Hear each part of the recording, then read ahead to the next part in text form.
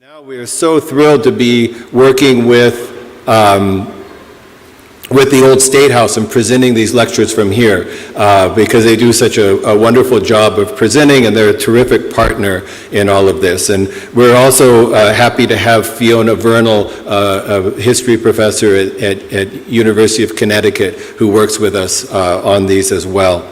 And we are so thankful to Connecticut Humanities for supporting this series as they have done in years past. And we're also grateful to a donor-advised fund at the Hartford Foundation for Public Giving. And so we thank them for making these lectures and events possible. This year, we're really excited about our programming. At Capital Community College and the Hartford Heritage Project, we have a project now that we call the Black Heritage Project, which has a grant from the National Endowment for the Humanities that is creating curriculum around the early Black community formation in Hartford in the 19th century. And we just last Saturday, and I know some of you were at this, just last Saturday we launched our new exhibit at the college. It's on Main Street, and it's open when you want to come down to the college during opening hours, and you can check that out on our website. It's open for you to view and enjoy, and it's a place to really kind of connect with this history of the Talcott Street Congregational Church, the first Black church in Hartford, and the amazing people that you can learn about there. So I really invite you to come down and enjoy that. This lecture series kind of revolves around that. Bill Hosley will be speaking tonight on Hartford as a publishing center, and several of the key figures at the Talcott Street Church published books right here in Hartford. So there's going to be some context for that tonight. Next week at this time, Dr. Stacy Close from Eastern Connecticut State University will talk about James Pennington. And then our new Connecticut Poet Laureate and my colleague at Capital Community College, Antoinette Brim Bell, will be talking about her research on Anne Plato.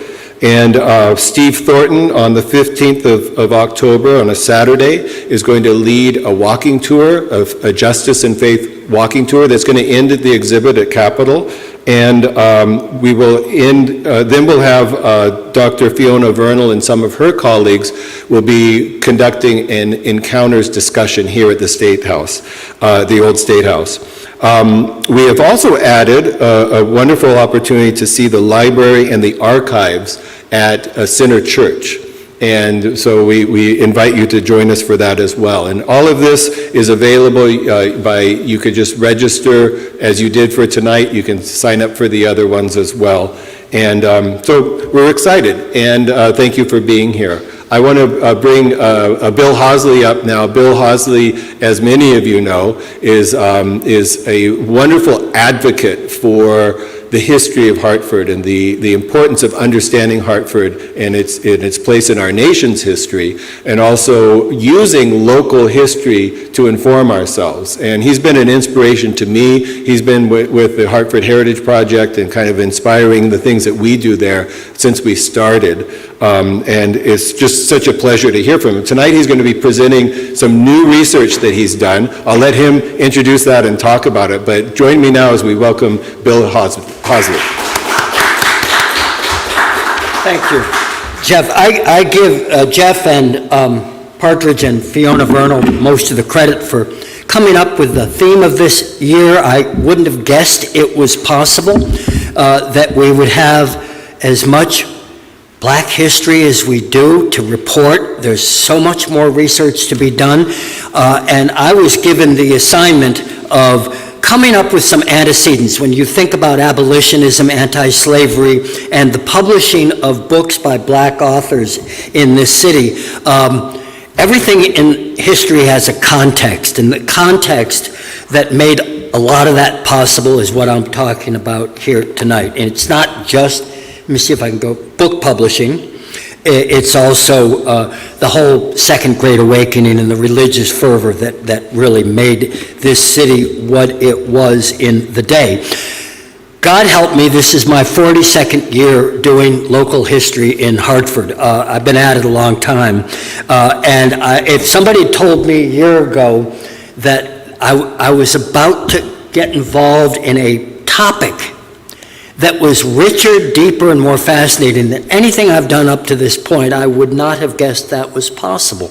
But I think this is, and I hope my goal is to try to make it interesting,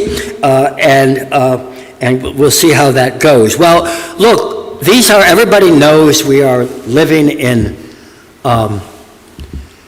there's a lot of polarization and turmoil, and politically in our culture today, people, it's sort of a fractious time, and one of many things that has been in the crosshairs of public debate is the whole concept of Western civilization. And there are pros and cons to any human thing.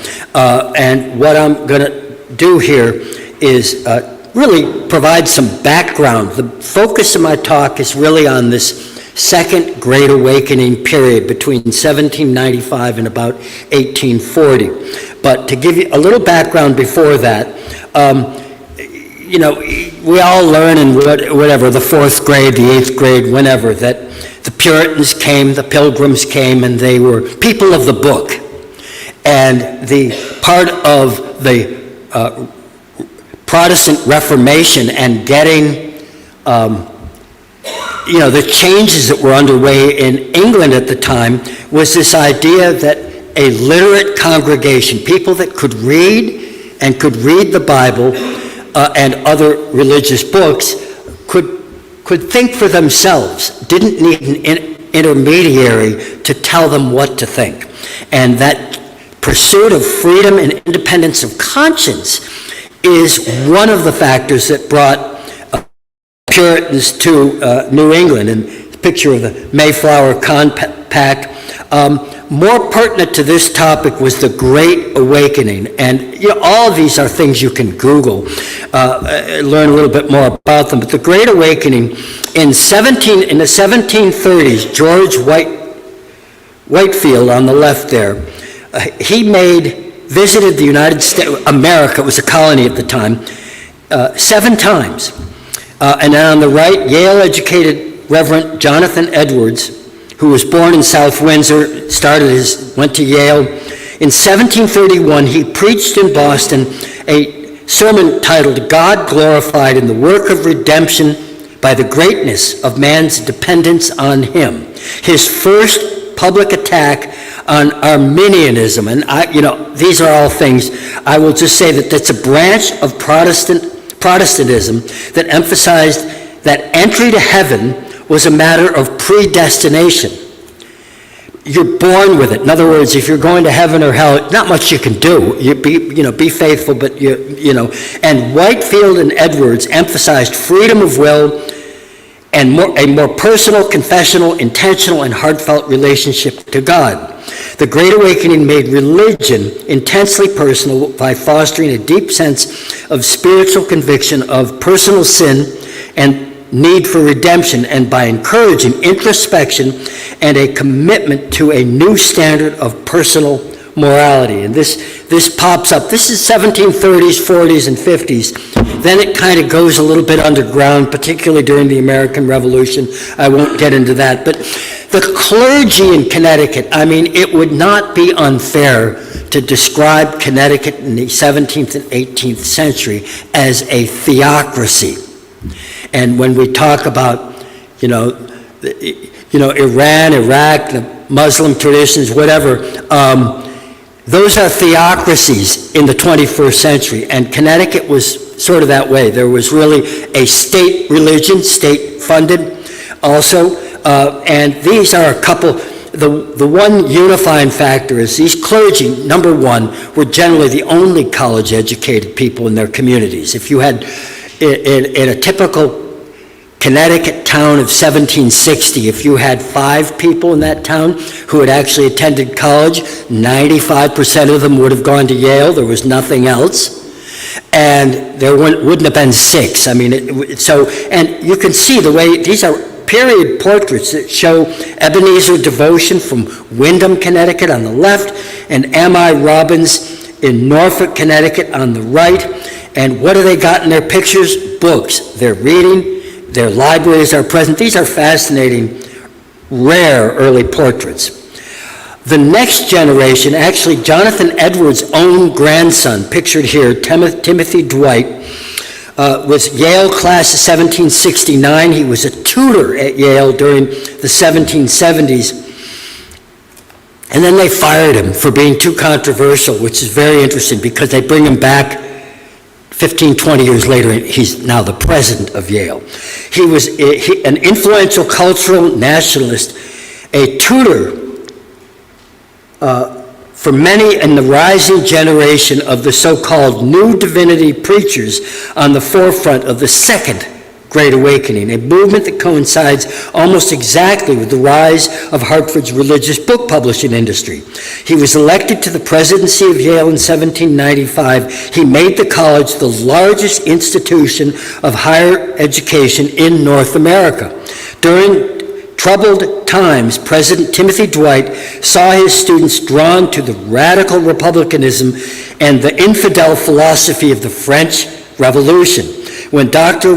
Dwight accepted the presidency, most of the students were boasting infidels of the Payne and Jefferson School. Through his writings, preaching, and teaching, Dwight became one of the great change agents in American history, nurturing a generation of Yale-educated preachers who filled pulpits from New England to Indiana, fostering an evangelical tradition that is still very much with us, and that's a whole topic in itself. Printing.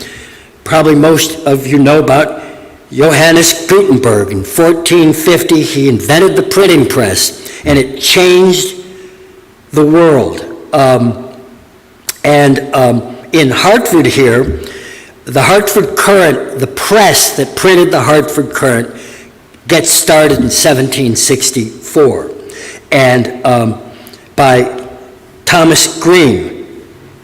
And he was one of 22 descendants of Samuel Green, who had the first printing press in Boston in the 1640s. In other words, this family named Green, there were 22 printers in the family, and they really brought the printing technology and enterprise to towns all over New England. And that printing press on the lower right there was made almost exactly at the same time that the Hartford Courant was founded. It's at the Vermont Historical Society, but it started out life in Connecticut, and how it got to Vermont is a story for another day. Letterpress and cylinder printers. Hartford's early implementation of steam power to run its presses gave it a significant advantage over other local shops, enabled mass printing of newspapers and magazines, and began to create a truly national print culture. And this is some of the printing presses. This is the print shop at Old Sturbridge Village. And if you've ever been there, you'll recognize it. But this is kind of what this business looked like in exactly the period that I'm talking about. Of course, the Hartford print shops no longer exist, but they do a good job of interpreting that there. And the picture on the lower right shows that some of these printers were also publishers and also bookstores.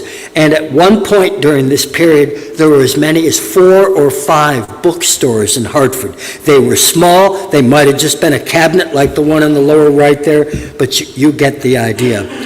Now we're looking at Hartford in the 1830s. This is toward the end of the period I'm focusing on.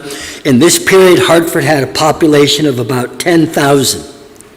The Reverend Joel Hawes from Center Church, reflecting back from the 1850s on these times, wrote how with no steamboat daily plying up and down the river, no railroads, of how business and wealth have greatly increased among us, and how he who wishes to be in good standing with the men of business in this community feel it is important to maintain a fair and honorable character for truth and integrity. There's far less gambling than formerly, less profane swearing, and less Sabbath breaking. Professors of religion went from 20% to 30%. A larger proportion attended public worship, according to him, than in any other city in America. And when you hear 30% of residents attending regular public worship, that's actually a pretty big number. And it powered a lot of what we see. Nobody's ever seen these three prints together. These are the three earliest townscape views of Hartford, from 1849 above, 1865 on the right, and 1828 on the left. And what do you see in all three of them? Rows of churches. There was not only was this a religious community, but by the 1830s, you've got competition. The Baptists, the Episcopalians, the Presbyterians, they were all competing for parishioners, and their houses of worship were impressive. Publishers and printers. The list on the left in blue is not all of them. It's most of them that were working in this period from 1780 to 1860. And many names, I'm not going to go into all of them, but the earliest really was the Current, and we'll see more about that in a moment. The logo for the Current was run for most of this period by Hudson and Goodwin, Barzillai Hudson and George Goodwin, who from 1781 until the 1830s operated the Hartford Current. And again, Thomas Green, who founded that press, was a member of the most illustrious family of printers in colonial America going back to the 1640s. And they made their business work because they printed newspaper, government documents, numerous sermons, as well as a number of commercially viable books and pamphlets. And I love this. This shows the logo and masthead of the Hartford Current during this period, from the colonial period, where you see a crown honoring the fact that Connecticut was a British colony, and then when it became a state, right at the beginning, 1776, they changed up the logo, and then the one below is the rarest, with that wonderful cursive lettering that is impressive. And if you look at the ads, there was a constant stream of ads in the Hartford Current for new publications, and as we'll see, most of those publications in this period were religious in nature, and there was a huge audience for them. They also published school books, and this is the New England Primer that was the way young people learned their alphabet and learned to read. And again, even the most secular of topics had deep religious underpinning. You learn A, the letter A, by remembering that A stands for Adam's fall. We sinned all. B, heaven to find, the Bible in mind. C, Christ crucified, for sinners died, etc., etc. This was all public education. One of their big coups was in 1783. They made it possible for the then 25-year-old Noah Webster, one of the 100 most influential figures in American history, to publish his first school book, the Grammatical Institute. And he again publishes dictionaries. He's involved in so many aspects of the founding of America. He was a constitutionalist. I won't go into the long version on him. And his figure is engraved in stone on our state capitol, upper left there. So we like Noah. And this is the coolest thing on earth. The Hartford Current, Hudson and Goodwin, in 1813 published the earliest wall map I've ever seen from Connecticut. And it shows the whole state, and it's got this key in the lower pictures there that every church, every mill, all kinds of functional activities have little pictographs on the map.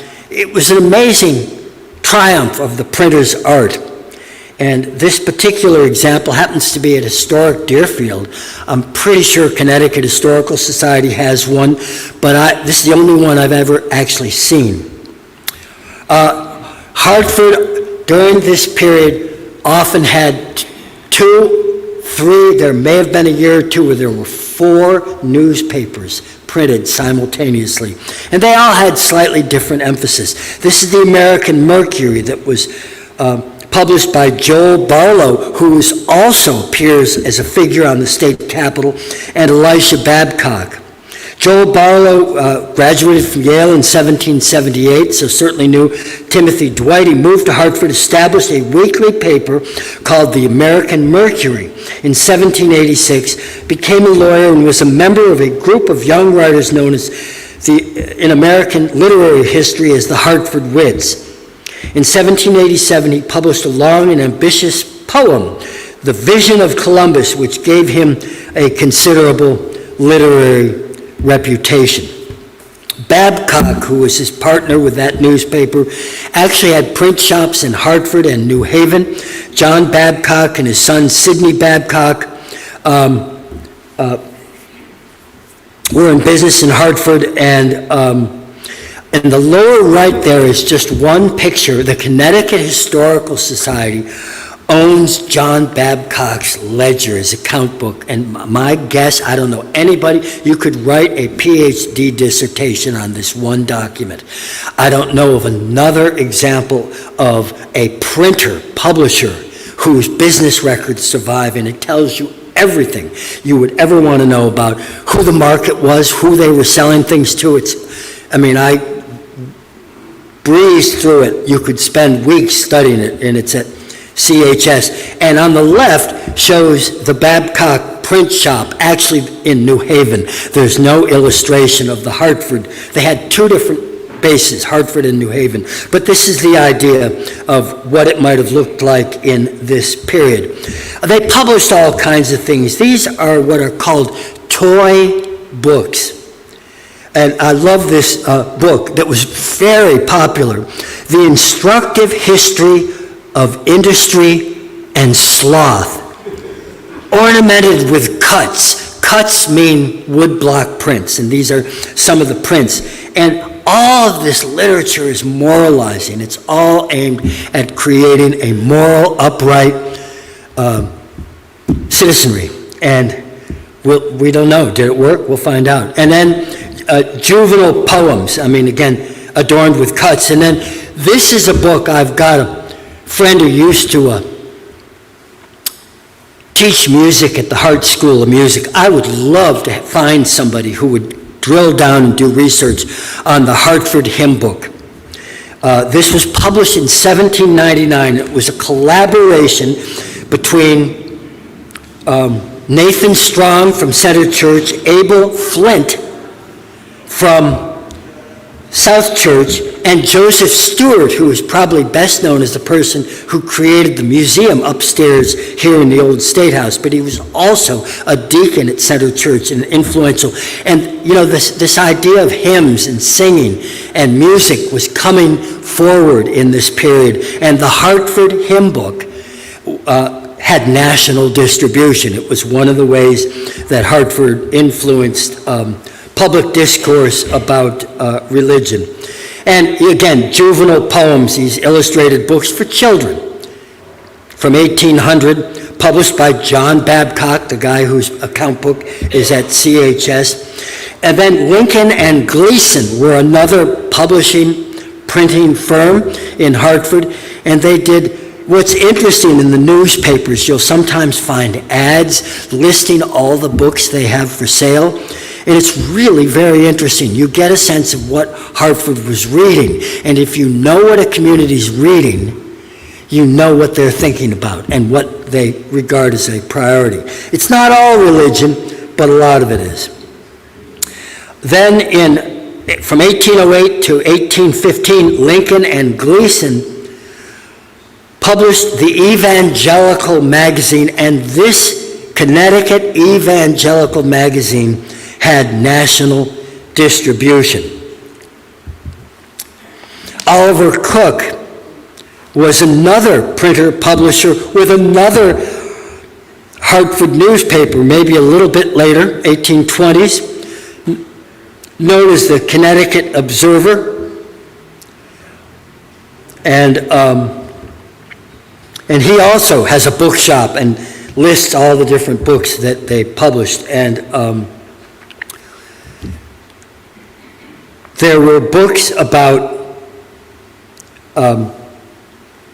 the duty of parents, how to raise good, moral, productive children. And my gut feeling is that information probably hasn't changed a lot and is still useful. These are some of the books that Oliver Cook published. In Hartford. These are all Hartford. The Family Instructor in 5 parts. To Parents and Children. To Masters and Servants. What's that mean? To Husbands and Wives. To Family Breaches. And they're obstructing religious duties. Lots of... And the essays on the duty of parents and children. So this is some of the literature that was out there. And I love this miniature Bible. Some of these books are this tall. They're like 1.5 inches, 2 inches high. And they're filled with pictures. They're designed for kids. And then the most famous, they come in right at the end of this period, is Case, Lockwood, and Brainerd. And they survived into the 1940s. James Lockwood, Leverett Brainerd, and Newton Case acquired the rights to publish the Cottage Bible. I'll get back to that later, in 1840. The most popular family Bible sold in America. Earned them a national reputation and exclusive contract. They later went on to, you couldn't sell enough of these Noah Webster's dictionaries, so everybody wanted a piece of that action. And by 1867, Case, Lockwood, and Brainerd employed 40 compositors. Those are the people that move the letters around the printing press, 8 cylinder presses, and employed 200 people. It's a pretty big enterprise. And they survived into the 1940s. Allied with publishing, you have paper making. And I just learned this week, that Dr. Daniel Butler, another dissertation that somebody could write, his ledger is at the Butler McCook House. Nobody's ever studied it. He was the doctor who built the Butler McCook House on Main Street in 1784. And I had not realized that his wife, he was a second marriage because her husband died in 1777. And he was a guy named Austin Ledyard. He's buried in the ancient burying ground, and he was one of the co-owners of the first paper mill in Connecticut. And without paper, you couldn't. One of the reasons the Hartford Courant continued publishing during the American Revolution, when Boston, Newport, New York presses were shut down, is because they could make their own paper here. And he had a paper mill, other people had paper mills. Paper was part of the story. And then, I'm no expert on this, but engraving, people that could do the illustrations for some of these books. And these, Elkanah Tisdale was one of the illustrators. Sometimes they sign these things, other times they don't. And then somebody named O. Pelton, about whom I know nothing and can find nothing, but he signed several of these prints. The fruits of religious revival and awakening are schools, missionaries, and voluntary organizations. And Hartford becomes renowned for these. The printers whose bread and butter is religious books also do school books. And these school books made it into the one-room schoolhouses, not only all over Connecticut, but all over America. And this is a print from one of them. They did spellers, readers, and geographies. And there were geographies of America. But the idea that there was a market in 1844 for scripture geography, or a compendium to the Bible, because you wouldn't want to read the Bible and not be able to picture all the places mentioned in it. It's completely fascinating to me. The missionary thing, when I talk about the issues with Western civilization and we all know that I'm actually giving a presentation tomorrow night in Bennington, Vermont, about the monument removal movement. And we lost Christopher Columbus, and we're going to lose other things, and everybody's got an opinion, or not everybody, but a lot of people have opinions on it, as do I. And I'm pretty pro-monuments, but I understand there are contexts where that doesn't make sense. The age of missionary zeal, the age of colonization and discovery is now controversial, and people say bad things about Christopher Columbus. When I was a little boy back in the 1950s, we were taught to revere Columbus, and Columbus Day was a national holiday. And anyway, all of this missionary stuff goes back to the era of Columbus. In 1493, I'm not even sure what a papal bull is, but I think it's some kind of a executive order, issued by Pope Alexander VI in 1493, supported Spain's strategy to ensure its exclusive right to the lands discovered by Columbus the previous year. And this age of discovery takes off, and it's really almost all of the nations in the West. On the left here is a picture of France bringing the faith to the Hurons, Indians. This is a painting allegedly from 1666. It's up in a museum in Quebec City. And on the right is Francis Xavier preaching in India from 1805. So this, go out into the world, evangelize, bring the light of Christian civilization to the heathens and pagans, as they were sometimes pejoratively called.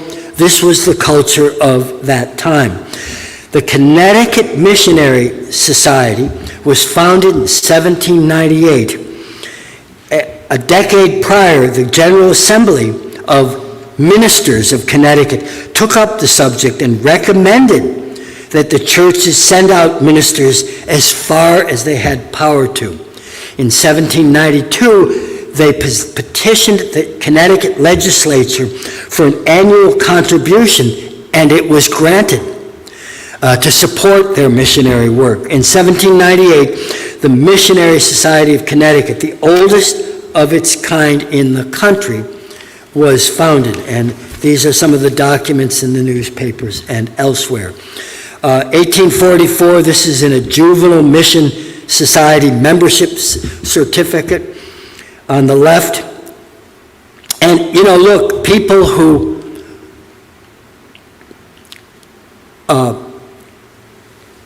talk about colonization and white supremacy and other issues associated with colonization, look at a picture like this on the left, where there's the minister with the book, preaching to people, looking up in earnest and awe.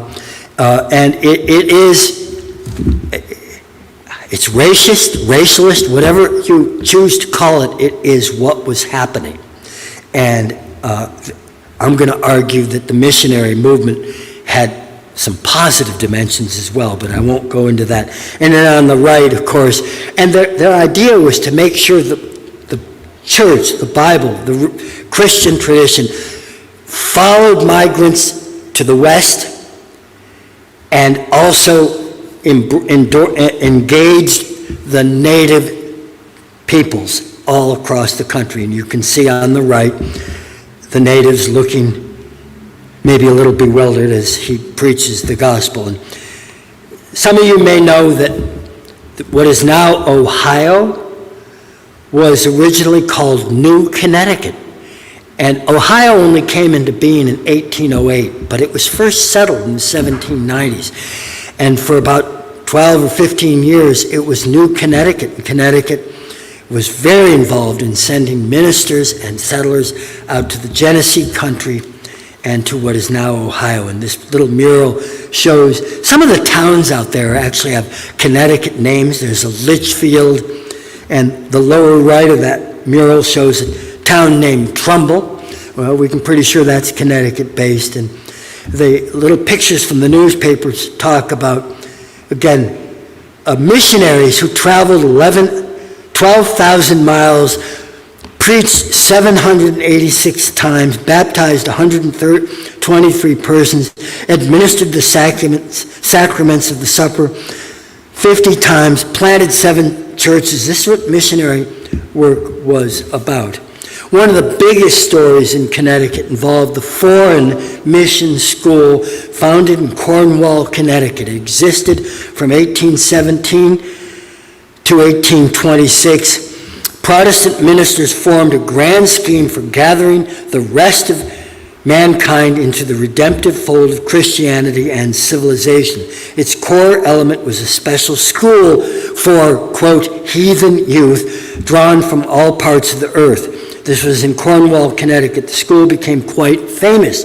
However, when 2 Cherokee Indians courted and married local women, those ideals were put to a severe test. Henry Bukaya, every student in Hawaii learns the name of this person because he, more than anyone else, he goes back to Hawaii and was a young Hawaiian who ran away from home, worked as a seaman before ending up in New England, and where he attended the school. But the school eventually closed because of issues of race and equality that we now today might find. It's really very closely related to the Prudence Crandall story. This period also, it was a proliferation of voluntary organizations. There was the Connecticut Bible Society that was founded and met in Hartford. Abel Flint from South Church was the head of it. He was also the president of the Hartford Sunday School Society. And this idea of Christian education and young people having more than just sitting quietly during sermons. And a lot of the book publishing was also aimed at expanded literary opportunities for people of serious Christian conviction. In 1833, the Connecticut Theological Institute was founded, at first in what is now South Windsor in the lower right. But then they moved to Hartford, their complex in the upper right, to train ministers for leadership in the Connecticut churches. They moved to Hartford in 1865 and became the Theological Institute of Connecticut. And 20 years later, changed their name to the Hartford Theological Seminary, which still existed more or less. If you go to the law school campus, it's amazing the scale of it and what a big deal Hartford Seminary became in the early 20th century. The world changed, things changed. They wound up selling their campus to UConn for a law school, and then in the 1980s built this new headquarters. And they now have a new name that I honestly can't quite understand. It's called Hartford International Universities for Religion and Peace. They don't train ministers anymore. They do educational programs, and I'm sure they compiled an endowment over the years. But the other outcome of this second Great Awakening was the elevation of female education. In the colonial period, everybody was pretty much homeschooled, and there were no colleges for girls before the 1840s, and they were less likely to attend even the one-room schoolhouses, and if they did, for not long. One of the outcomes of the American Revolution was this, diversity, equity, inclusion agenda. Reverend Hawes, Joel Hawes from Center Church, wrote how much Christianity has done and is doing to elevate the character and conditions of the female sex, where, he asked, in all the heathen and Mohammedan world, was there ever a school for the education of females. And this is not an irrelevant question even today. One of the biggest signs of the times, he wrote, is increasing attention being paid to the subject of female education. And the Hartford Seminary, famously the school founded by Harriet Beecher Stowe's sisters, Catherine and Mary, got started in 1823 and was in Hartford. And I love it. There was I don't know how long it survived, I'd never heard of it, a school for boys, a classical and English school for young gentlemen. And their advertisements describe it as being located on Pratt Street, nearly opposite the Hartford Female Seminary. So you know the point of that. If you go to the Hartford Boys School, there are going to be girls across the street. You can meet them. And this is Catherine Beecher in the center, and Mary Beecher, who's buried in Old North Cemetery. Below her, the Hartford Seminary building in Main Street, and then Joel Hawes published a sermon tribute to one of Miss Frances Strong, who devoted her adult life to the school, which, by the way, survived into the 1890s. And then pictured in the upper right was Jonathan P. Brace, who was a Williams College educated male who had spent 25 years at the Sarah Pierce School in Litchfield before moving to Hartford to work with the Hartford Female Seminary. And the Hartford Female Seminary, again, it was described as a blessing to the church and the world, formed for the Church of Christ. God has smiled upon your pious undertaking. It has created a moral renovation. It was the idea, moral renovation. This is Hawes again speaking about that school. Then there was the Female Beneficent Society, and again, one could write a book about women's activism, women's organizations. In the beginning, this is now 100 years before women got the vote, but it's the beginning of a strategy of inclusion and proactive strategy for women to influence public policy, and the Female Beneficent Society. I'm sure there's more information on that. Then there were reform movements and anti-slavery. One of the biggest things that women did in this period is stand up to drunkenness and alcoholism with the temperance movement. And they were really quite successful. And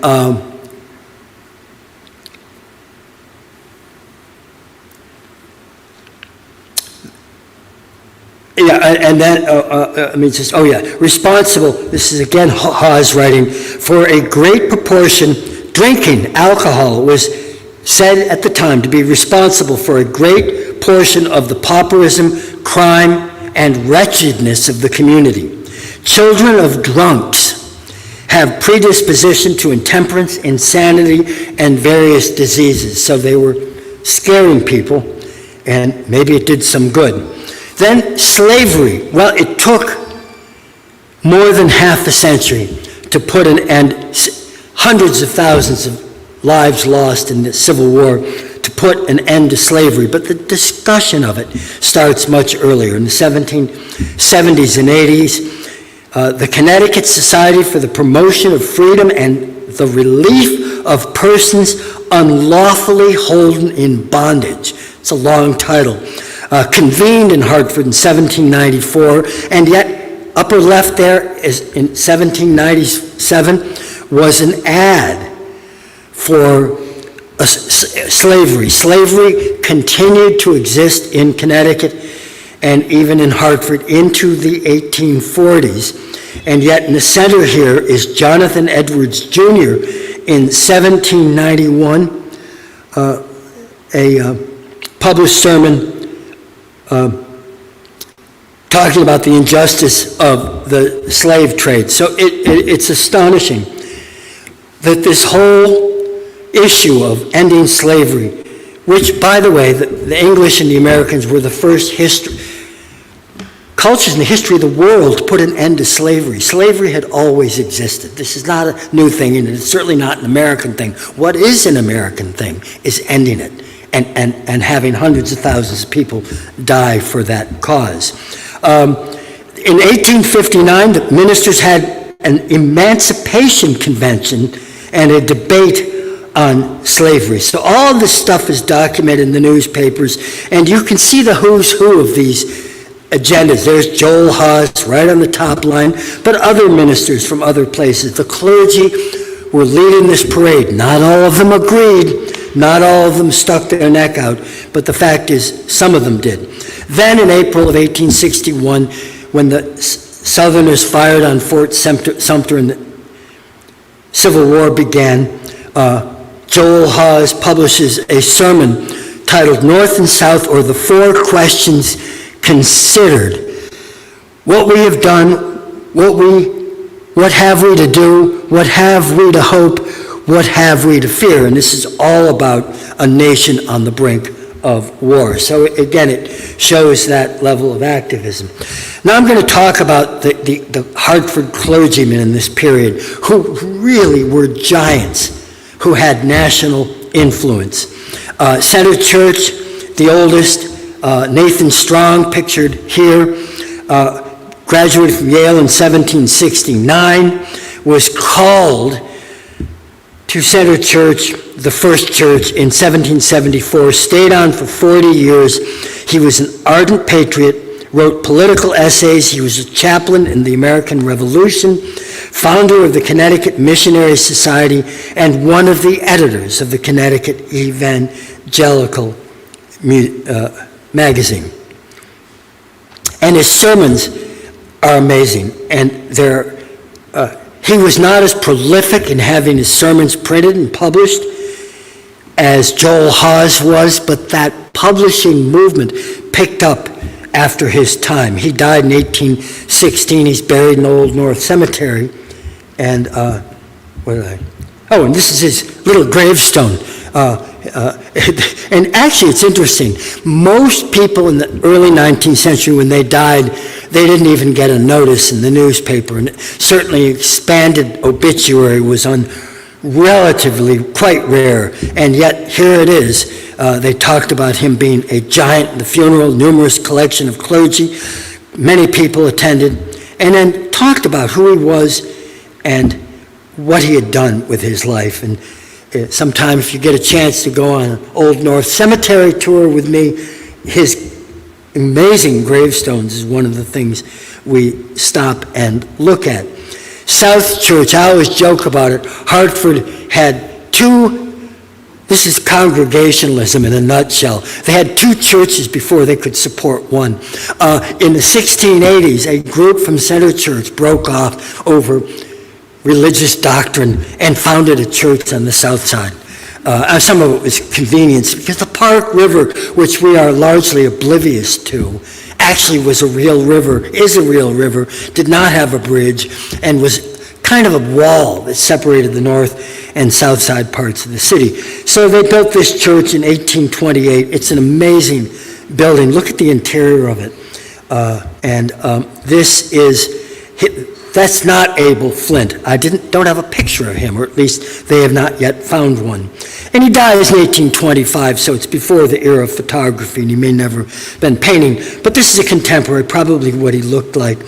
He was the administrator, the director, if you will, of the Connecticut Missionary Society for 25 years, while also holding down a parish at South Church. He was on various boards, including the Hartford Library. He came to South Church in 1790. He had attended Brown College, Brown University, was a tutor there, a scholar proficient in French, German, Greek, Latin, trigonometry, bookkeeping, music, surveying, and literature, and he grew the South Church parish.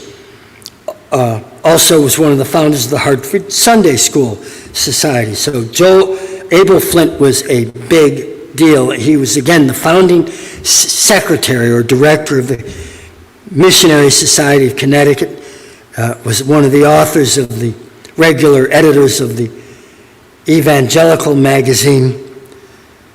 And, this shows the little ad on the right, sort of the who's who of the Missionary Society and the Bible Society, founded in 1809. So all of these voluntary organizations had distinctive missions, large memberships, and national influence. It's pretty darn interesting. Then there's Joel Hawes. I've mentioned him several times. He was born in 1789. From 1818, when he joined Center Church, he dies in 1867. So that's a long tenure at Center Church, the first church. And it's interesting that, unlike ministers of the prior generation, he had a working class background. His father was a farmer and blacksmith. He clawed his way into Brown University, where he ended up number 2 in his class. Then he attended Andover Theological Seminary, which is a whole nother topic. And in Hartford, he was impressed with the intelligence of the congregation and writes in his first year, imagine yourself in a large, splendid church. And this church, which is the one we know just down the street, was pretty new at the point that he arrived. It was only 10 years old. Imagine yourself in a large, splendid church in a desk pulpit, so high that it makes one dizzy to look around him, having before you judges, governors, lawyers, doctors, merchants, and people in the highest grades of society. I seemed to be in the midst of an assembly of Roman senators, so intelligent, so dignified, so devout and thoughtful, filled me with awe. Well, I guess that's why he was able to stick around for 50 years. He liked his parishioners. He was elected to the Yale Corporation in 1846, and that's the highest level of recognition you could achieve. It's like the Yale Board of Trustees. So Joel Hawes was really important and had national influences. And he wrote sermons about, again, the publishing industry, because there's a local publishing printing industry, there was a market for these printed sermons. Somebody gives a good sermon in church, people want a copy of it. And most sermons were never published, but he might have published 50. I don't know. I didn't count them all.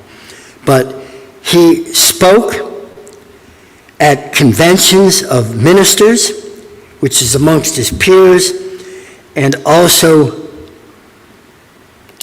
spoke at the inauguration of new graduates of Yale College. So, and these are just some of the books in the Center Church Library and Archives that we may be able to see on October 29th. And then I like this. He'd write, these are so incredible, and I wish I'd made time to read them, actually. I've just got pictures of the cover.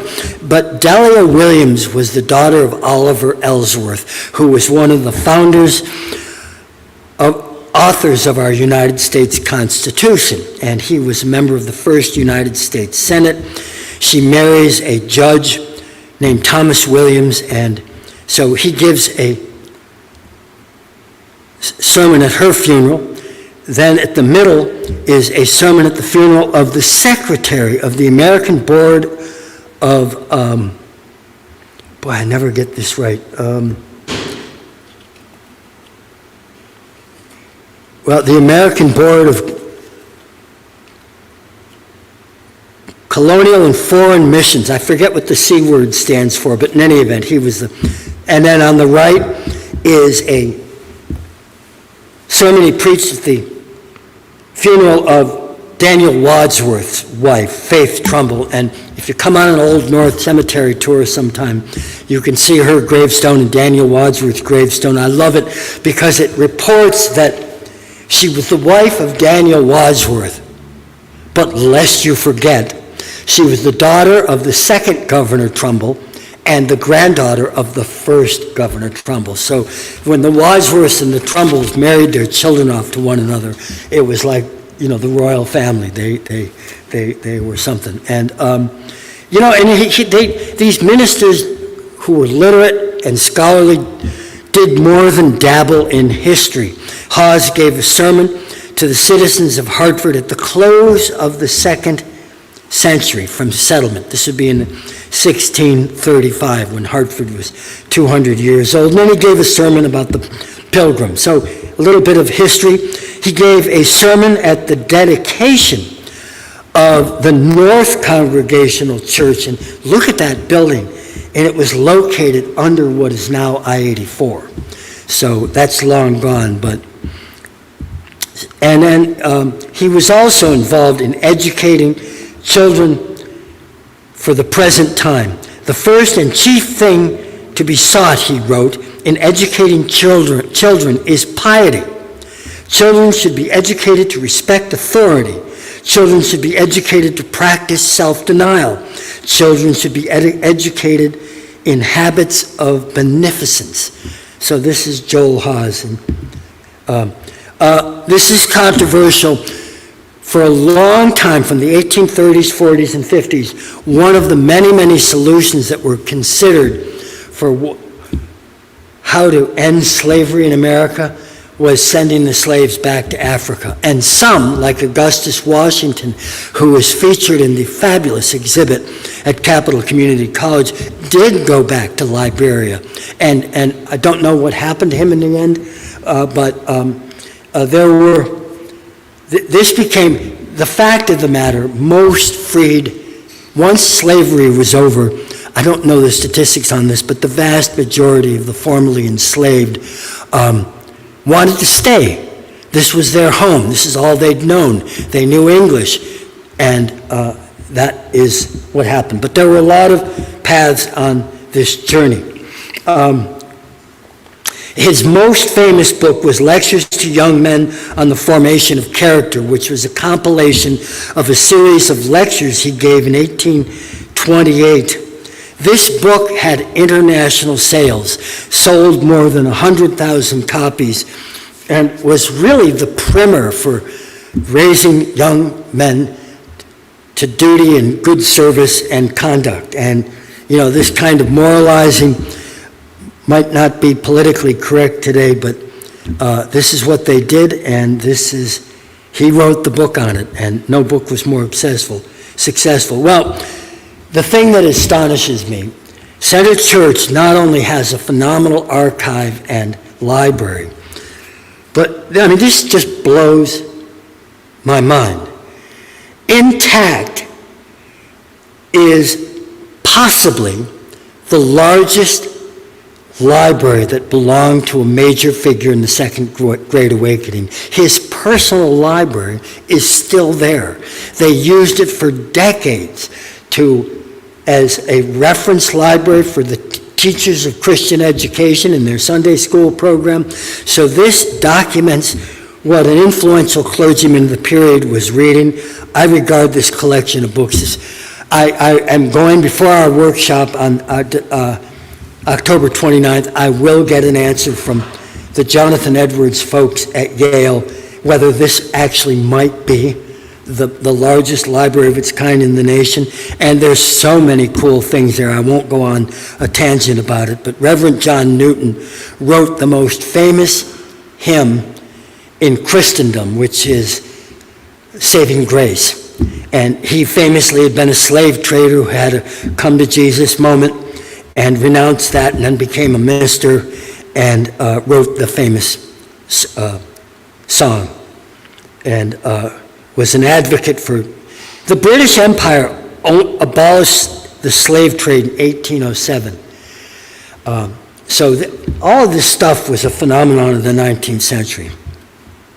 Other prominent clergy in Hartford, you could write a book about each one of them. Thomas Gallaudet, best known as the founder of the Asylum for the Deaf, was also a congregational minister who wrote religious books that had circulation.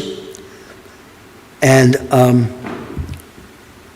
Horace Bushnell, best known for the park and the theater named after him, was also a congregational minister of huge national influence at the time, and wrote many books, was a prolific author. And I think part of the prestige in the clergy was if you could publish books that people read, your stock went up. So he really was an important figure.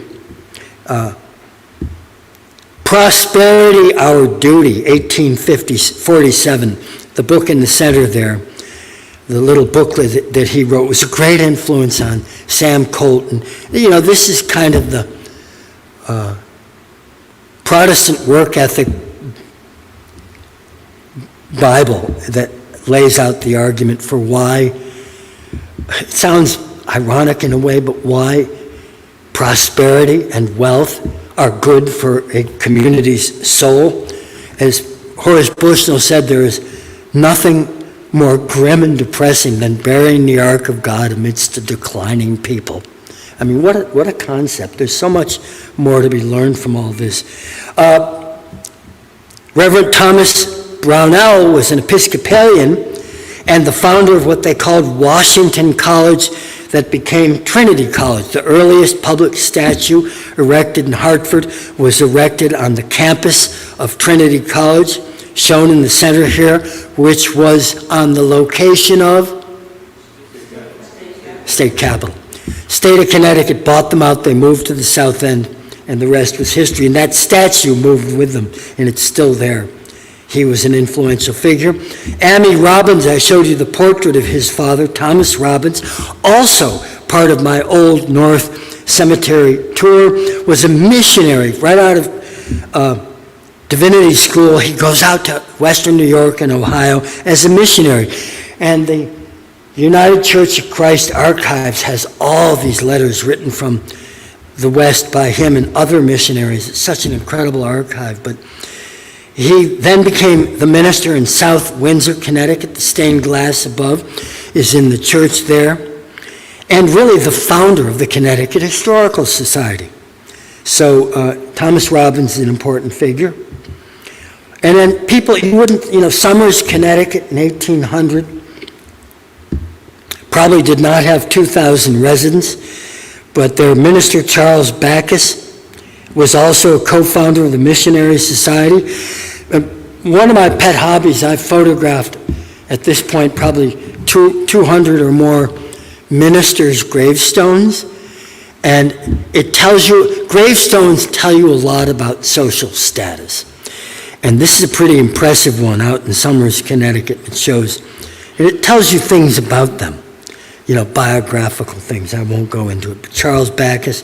And then Daniel Wadsworth was not a minister, but his grandfather had been the minister of Center Church. He's buried in the ancient burying ground.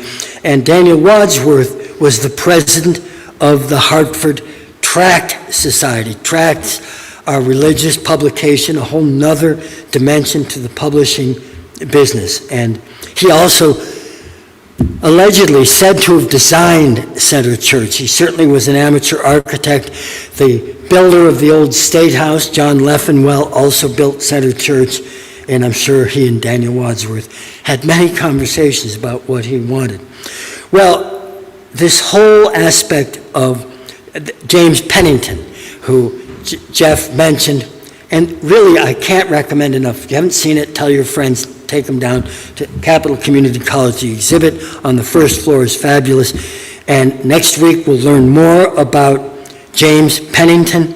We have 2 programs coming up about Pennington, pictured on the lower left there.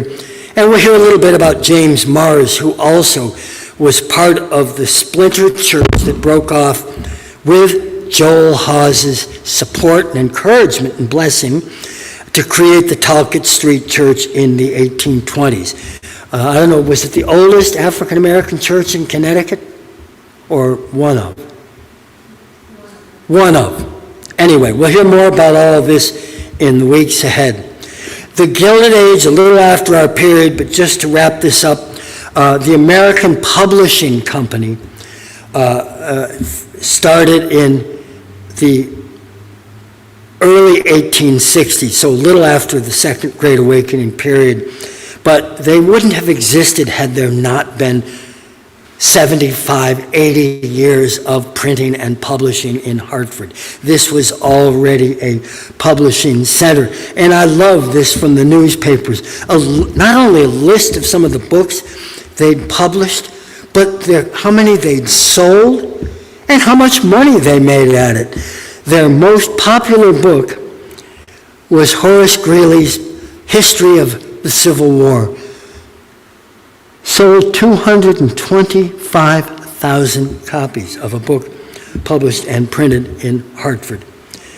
One of their very first books from 1861 was a religious book, Moses and the Prophets, Christ and the Apostles, Fathers and Martyrs, from 1861. This is the strangest book. I've never met anyone who's looked at it, or I've read it cover to cover, and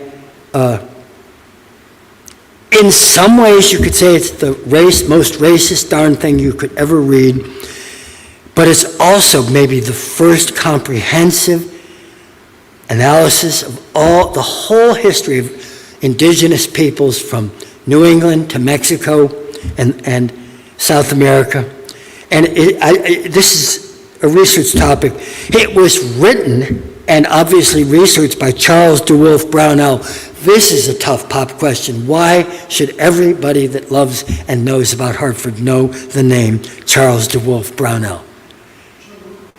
What? Charter Oak, I knew you'd get it. Ken Johnson, you're great. Yes, he painted the most famous picture of the Charter Oak that is at Wadsworth Atheneum. He was a prolific artist. Anyway, I won't go, could do a whole lecture on him. After the Civil War, the market for books about the war exploded, and Hartford was ripe and ready and published all kinds of illustrated books about the Civil War, among many other things. The first biography of Ulysses Grant was written by the one-time mayor of Hartford, Henry Deming, in 1868, and this is what we would now call a campaign biography. Helped Grant get elected. It was kind of the story you want. And, there is a plaque at the state capitol that I think commissioned by the DAR that likes to remind folks that President Grant was the grandson of Noah Grant from Tolland. And so Grant's Connecticut roots were very important to people at one time. And that's Henry Deming on the lower right. And so Mark Twain shows up in 1868, and he sees this American publishing company taking off, and he hooks up with them, writes a famous article about Hartford, and then moves here. And Hartford wouldn't have had Mark Twain without this religious book publishing industry, whether he cared about that or not. Hartford was a publishing center that rivaled New York and Boston at the time. And he wrote some of his most famous books, Innocents Abroad, Roughing It, and The Gilded Age, a book that gave the name to the period, which he did in collaboration with Charles Dudley Warner. So I couldn't have done this project, and I love it. When we agreed to do this series, I blame my friend Jeff for assigning me this project. He says, "Oh, you can do it." Yeah, right. Well, I put a couple hundred hours into it, so it's fine, and I've loved every minute of it. And I knew it was possible, but I didn't know much about it. So I spent a lot of last summer and part of the year researching this.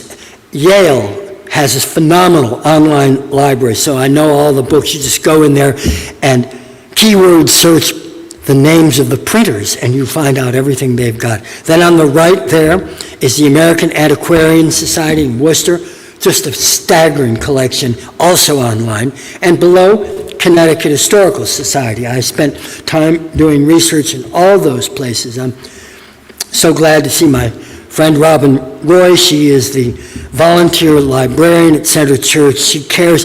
The Center Church Library, I can't urge strongly enough, the program we're doing there in this space, in the Church House on October 29th, I believe is the first purpose-built library connected to a church or house of worship in the state of Connecticut. When they designed this building in 1808, they carved out room for their library and archives. I cannot overstate how extraordinary that is, and it is an amazing space that she cares for beautifully. And amongst, there's just so much there. This is another dissertation topic for any PhD candidates that might be listening. The 1808 brick meeting house, which still stands, they've got a manuscript inscription list, a list of all the people that ponied up money to build it. And that tells you who their parish was and even what their politics are. It gets D and an R next to their name. So it's really an incredibly rich document for social history. They've got things like the covenant of faith, what they believed and what you should believe in the Second Great Awakening if you aim to be a member of good standing in the church. These books also include lists of all of their parishioners, and it's gigantic. I mean, this is again a city with a population of under 10,000 in 1822. It's so interesting. And again, for me, I love graveyards because it's biography. You go, you find the names of people, and there's Oliver D. Cook on the right. See, he was the printer, and he was a parishioner. And then they've got some just amazing rare books that weren't printed in Hartford, but what a collection. Isaac Watts was the most influential hymnist, author, English, but huge influence in America during the Second Great Awakening, and they've got books published by him in London.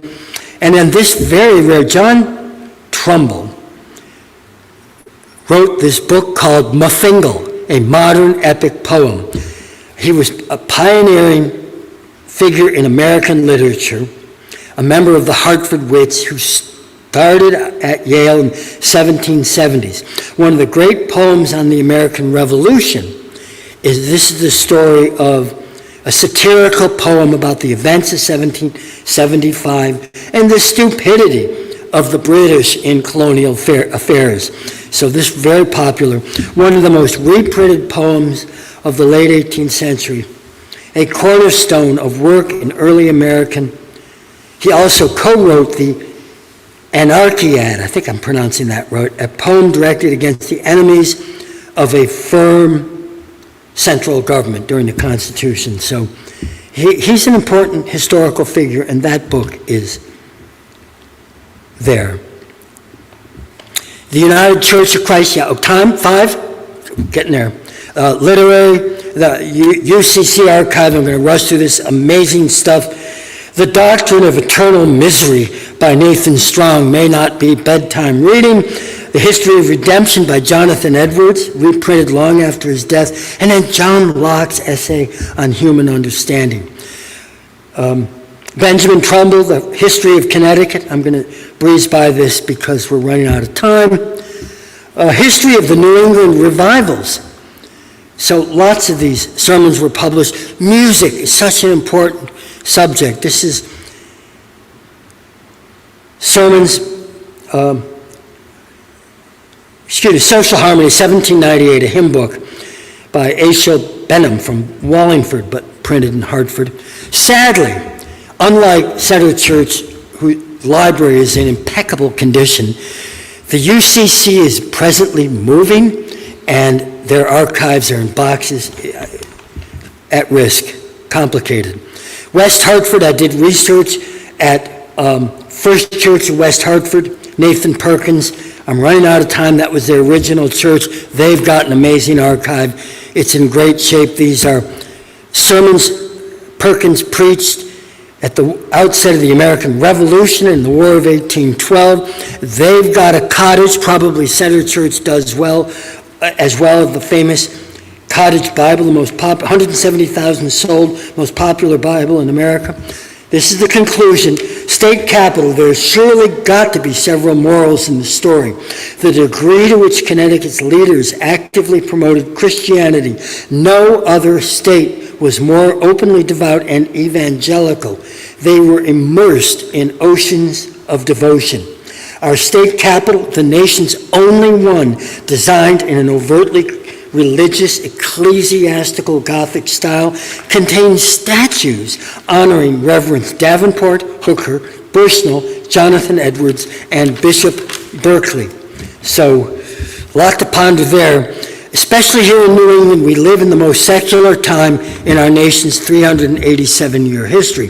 The post-World War II advertisement here seems like agitprop from a remote age, yet even now we hear rumblings about the need to relocalize and remoralize our deeply divided post-global American society, to find new language and ideals that again bond us together.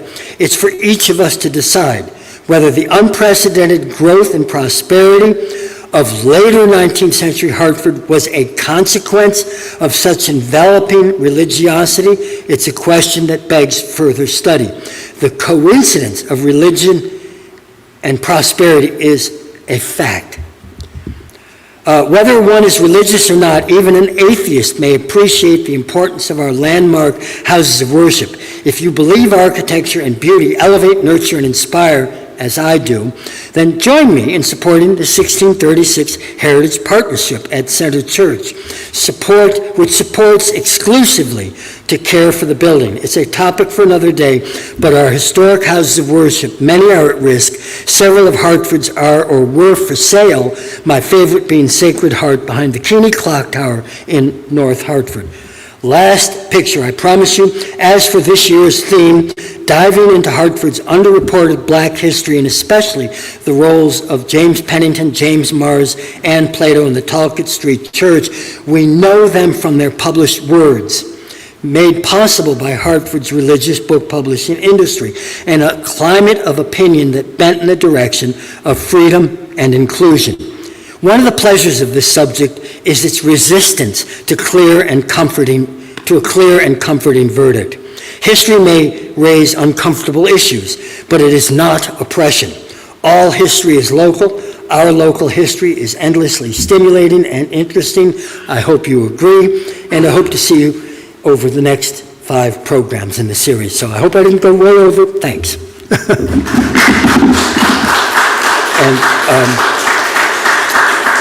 I did go over, but not too much. There's refreshments and any Q&A, I know it's, yeah.